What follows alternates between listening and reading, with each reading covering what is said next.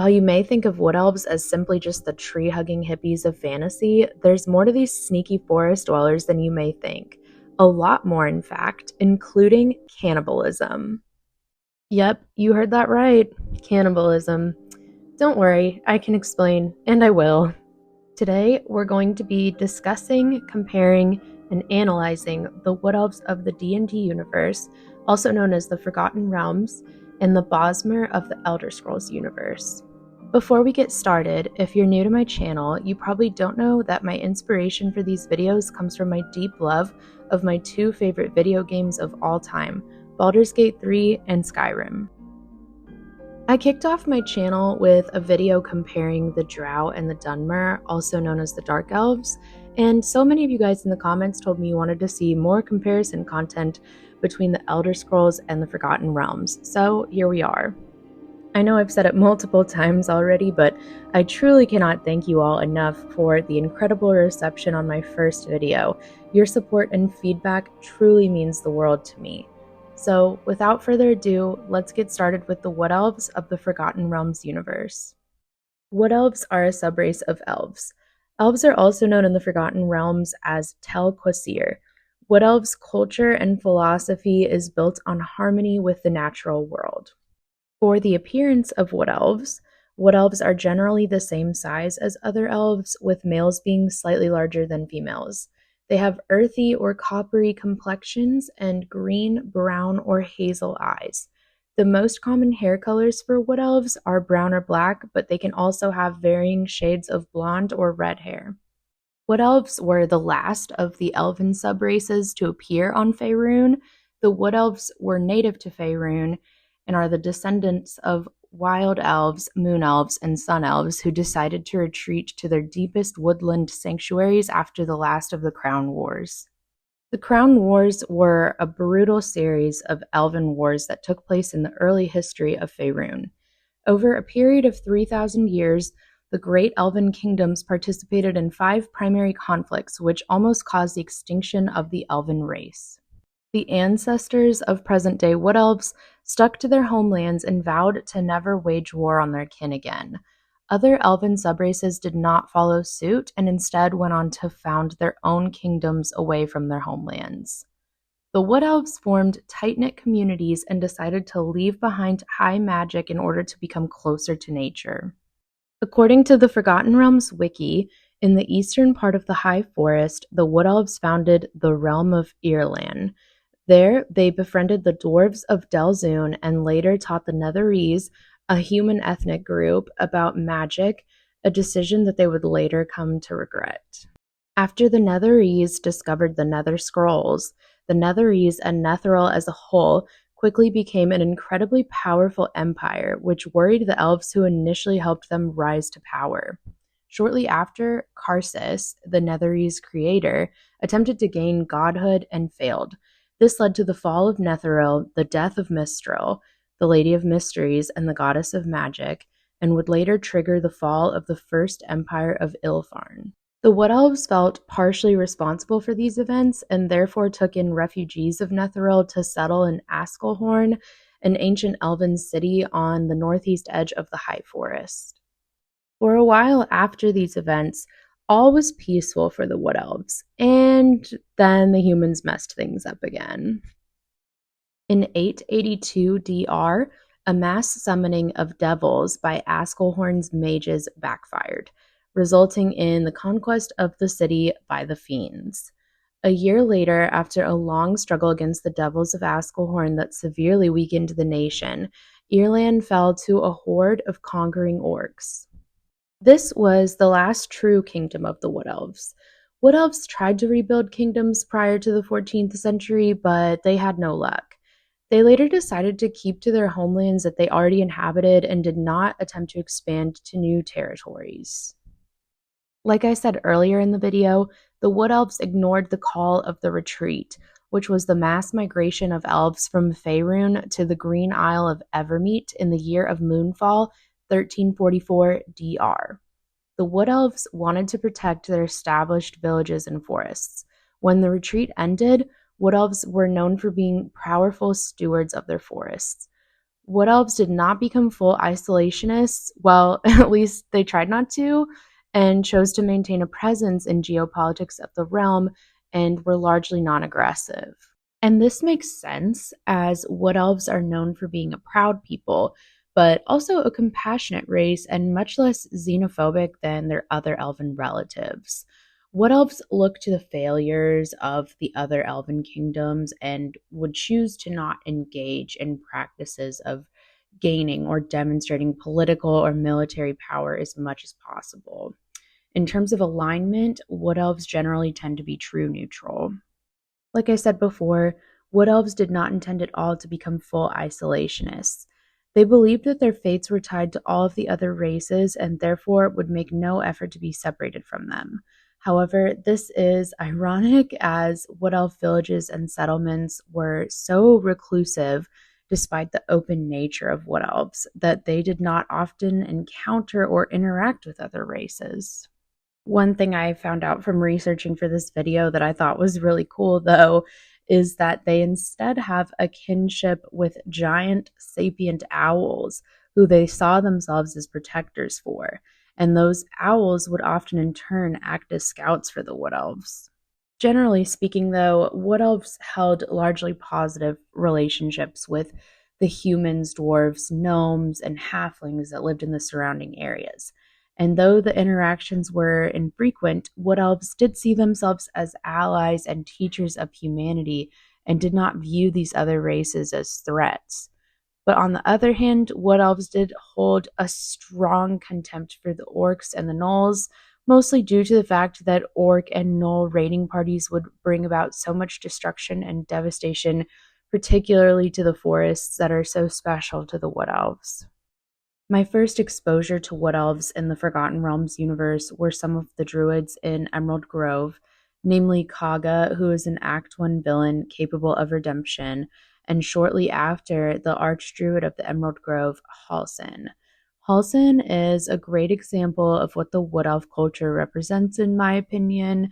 He treasures the sanctity and preservation of nature, and pretty much all of his actions and dialogue in the game reflect this. Forgive me. Sometimes I forget myself, gazing on the beauty of nature's creations.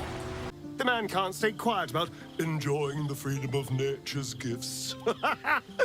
I bet he'd outlaw clothing if he could. Wood Elves also generally worshipped the Seldarine, which is the elven pantheon of gods, but unlike other elves, they did not do this exclusively. Primarily, though, the majority of Wood Elves had strong devotion to both Sylvanas and Miliki, both of which are powerful nature deities. Wood Elves generally don't have a strong interest in many forms of magic, as they believe it is just another way of controlling nature. The two main exceptions to this are some Wood Elves would go on to become arcane archers, and other religious Wood Elves would become druids.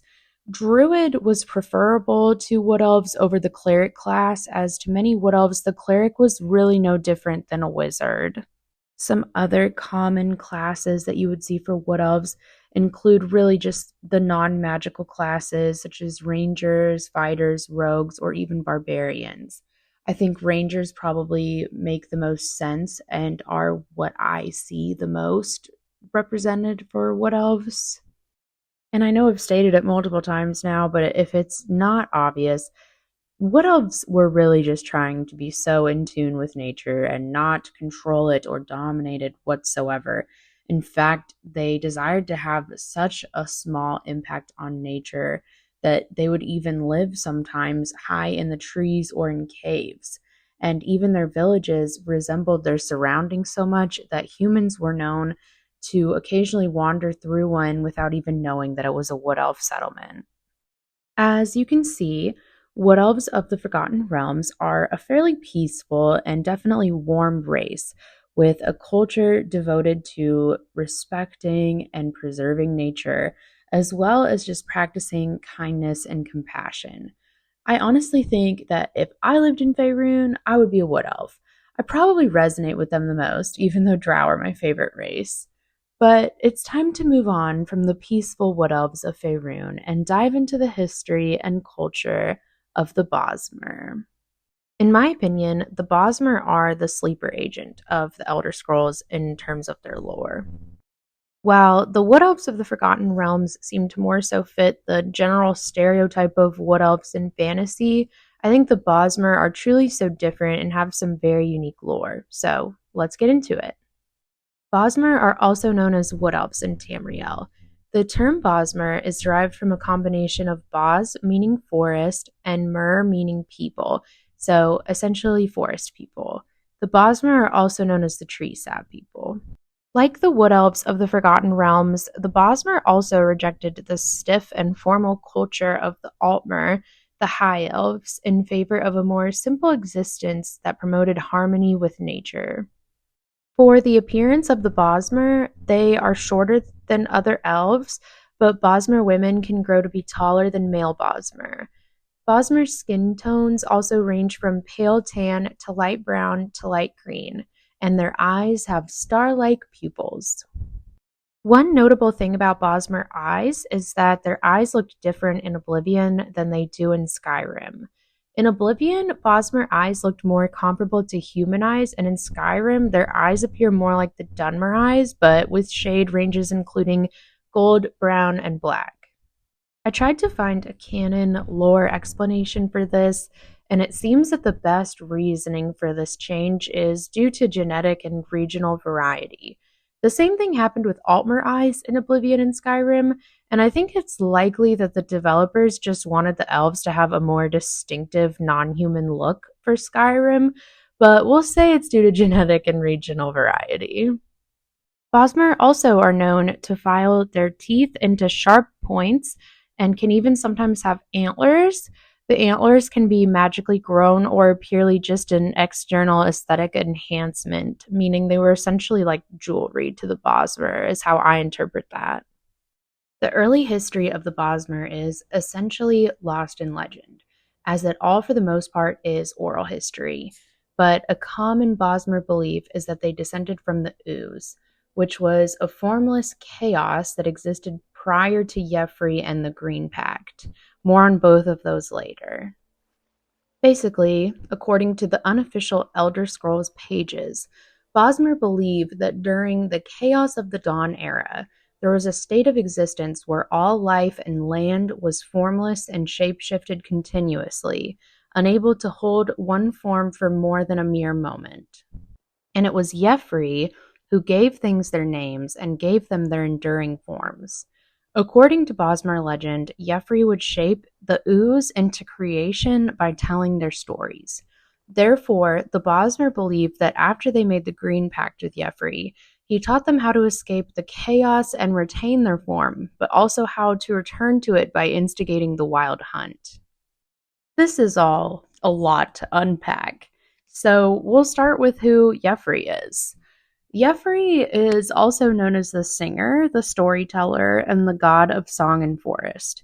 He is the most prominent and important deity of the Bosmer pantheon and is also worshipped by Altmer, Bretons, and Snow Elves. Yeffrey is strongly associated with songs and stories as a mythical expression of his role in shaping the story of nature. His acts of creation are described as tales, and he is said to have given the first name to every living creature, solidifying their place in the world. Yeffrey imposed the Green Pact, a divine covenant that forbids the Bosmer from harming the plant life of Valenwood. In return, the Bosmer were granted form and stability, transforming from formless spirits into mortals. The rules of the Green Pact are simple, and they are as follows. Do not harm the forests of Valenwood. Do not eat anything made from plant life. Eat only meat. When enemies are conquered, their meat must be eaten and not left to rot. Do not kill wastefully, and do not take on the shape of beasts. Those who violated the Green Pact would be punished. Yeffrey's final story was intended to give purpose to the Ooze and stated that those who violated the Green Pact would be cast into the Ooze and stricken from the story of Tamriel. The Wild Hunt also resulted from the Green Pact. In return for their patronage to Yeffrey, the Bosmer may perform a ritual in dire times that transforms the participants into a horde of wild, shape-shifting beasts, which go on to lay waste to the enemies of the Bosmer. Green Pact Bosmer are said to attack any who would harm the forest in which they live, which they call the Green. However, it's worth mentioning that they usually don't mind other races cutting trees down and will even sometimes buy wood or wood products from them. The First Era was founded after King Epliar, a Bosmer and founder of the Comoran dynasty, began his rule. There was a formal trade treaty made with the Elysian Empire, but it eventually broke down after several decades due to border skirmishes. The earliest known wild hunt occurred in 1E 369, which ended with the death of the Nord High King Borgus. This assassination can be viewed as an act of self-defense, though perhaps a bit proactive, as Borgus had been journeying to Cyrodiil to rally support for a joint war against Valenwood. Later, the Bosmer were devastated by the Thracian plague and absorbed by the Second Empire. The Empire, in their usual fashion, divided power in Valenwood among several districts to ensure that they would not unite against imperial rule. In the Second Era, Valenwood became part of the Aldmeri Dominion alongside the Altmer and the Khajiit. The Dominion sought to unify the southern provinces under Elven leadership to counterbalance the human empires in Tamriel. Many Bosmer saw the Dominion as their only chance at survival. However, many others remained resentful of the alliance, believing that the Dominion had polluted Valenwood. Valenwood was conquered and annexed by Tiber Septim during the Tiber Wars in the late Second Era, making it officially a province of the Septim Empire. Over time, the influence of the empire did cause some cultural changes for the Bosmer, but many still clung to their traditions, especially in the more rural areas. The Oblivion Crisis unfortunately ravaged Valenwood like it did for most of Tamriel. Valenwood fell into chaos due to this. Soon after, the Somerset Isles would declare independence from the Empire under the Thalmor, and not long after, the Bosmer would be joined into a union under them, reforming the Aldmeri Dominion. Following the consolidation of Valenwood and the Somerset Isles into the Third Aldmeri Dominion, the Dominion began a policy of expanding Aldmeri influence and power across Tamriel. After the Third Aldmeri Dominion began expanding into elsewhere, the Empire caught notice, and this ultimately led to the Great War, which was devastating conflict fought between the Dominion and the Empire.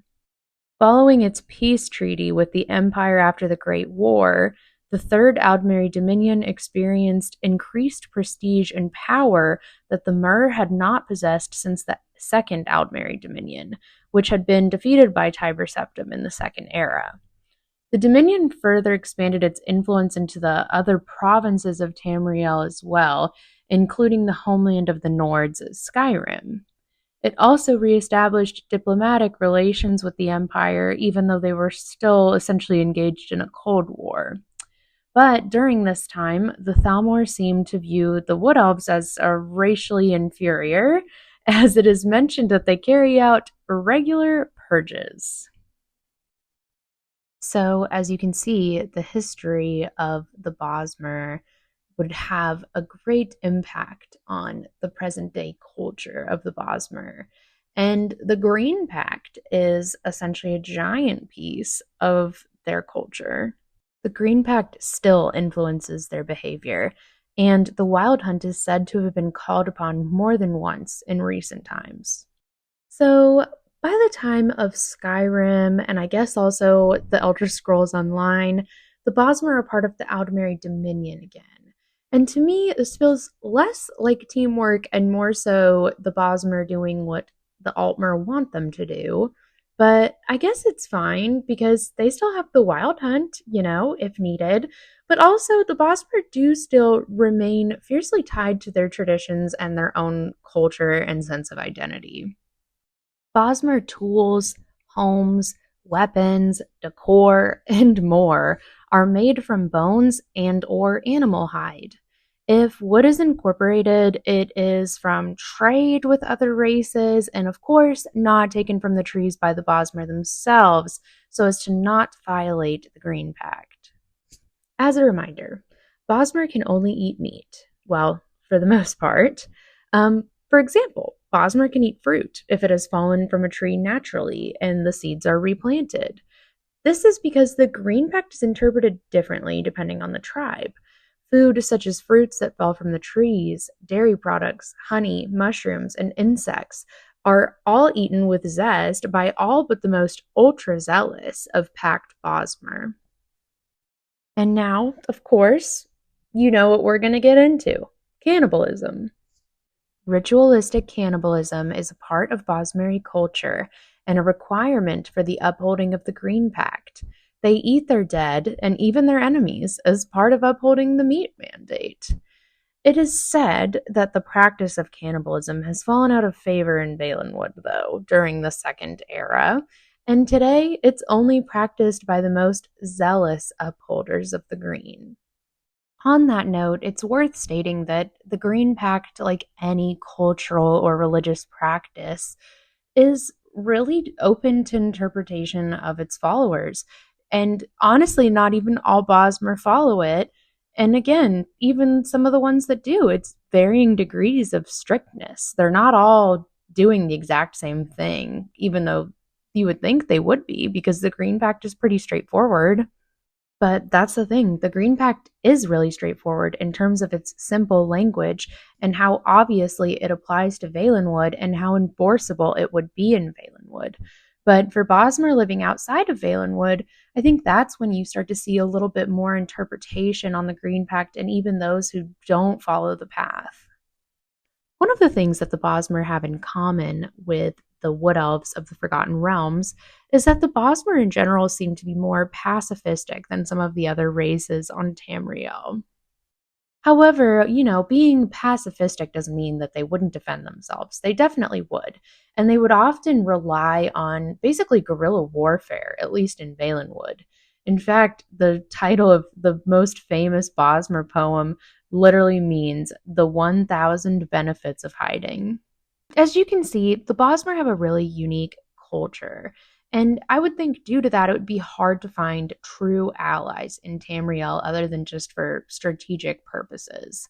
And additionally, other races are perhaps a bit put off by the Bosmer themselves due to, the ritualistic cannibalism, for example. I'm willing to bet that the ritualistic cannibalism has been blown out of proportion on many, many occasions in Tamriel throughout history. Nevertheless, the Bosmer are heavily dependent on good relations and trade with other races due to the Green Pact. Their own resources that they offer for trade include hides, river pearls, and fingerbone charms made from the magically charged hands of their dead wizards. And of course, like I've stated before, they would be getting wood out of these trade deals because the Green Pact only applies to Bosmer. And that's something else that I found out while researching for this video, is that some Bosmer during the Second Era refused to follow the Green Pact as they considered it hypocritical for it to not apply to non-Bosmer, and because the pact was made long before they themselves were born. Because again, the Green Pact is a cultural and religious practice, so a lot of people are going to have their own opinions on it. And some Bosmer still considered foreigners harming plants as blasphemous crimes against nature. This is just a fun little fact that probably a lot of you already know if you're familiar with the Bosmer, but rather than drinking conventional liquor made from grain or fruit, the Bosmer consume jaga, fermented pig's milk, and rot meth. Rot meth is made from fermented meat seasoned with thunderbug organs, which takes years to brew and is considered a precious ritual beverage that symbolizes the muscle of the boar, the power of the forest, and the strength of the Bosmer people. As far as combat for the Bosmer goes, like I stated before, guerrilla warfare and hiding was very much a thing. And you can also imagine the Bosmer are incredible archers. I mean, this is like peak stealth archer. I'm pretty sure playing as a Bosmer in Skyrim is what made me realize like stealth archer was the way to go. But anyways, Some other cool abilities that the Bosmer have. They're able to command animals to obey them, and they have disease and poison resistance. And then, of course, the wild hunt ability that they have. So you can probably tell the Green Pact and the Wild Hunt are very unique. They're very different from what you see from the Wood Elves in the Forgotten Realms. And honestly, these things make the Bosmer extra interesting and really set them apart and just give them such a unique identity, so different from what you typically see with Wood Elves. This is no shade to the Forgotten Realms Wood Elves because I genuinely love them. But the Bosmer have something like a primal chaos about them that is just so cool, is the best way to describe it, honestly. It's just so cool. So, with all of that being said, this video is getting quite long and I am going to need to wrap it up. But I hope this video helped you understand a little bit more about the Wood Elves of the Forgotten Realms and the Bosmer of the Elder Scrolls. I think in general, it's really easy to reduce Wood Elves to their stereotypes in fantasy. And yes, the Forgotten Realms tend to lean into the Wood Elf stereotypes a little bit more than the Elder Scrolls do, in my opinion. But that doesn't change the fact that I find both races very interesting. It's just, I think I find the Bosmer a little bit more interesting due to the fact that they're so unique and their lore is just so different from what you would expect. I hope this video wasn't too all over the place or too long, but really, I hope you just enjoyed hearing me yap about the Wood Elves today. Thank you so much for listening, and I will see you in the next one.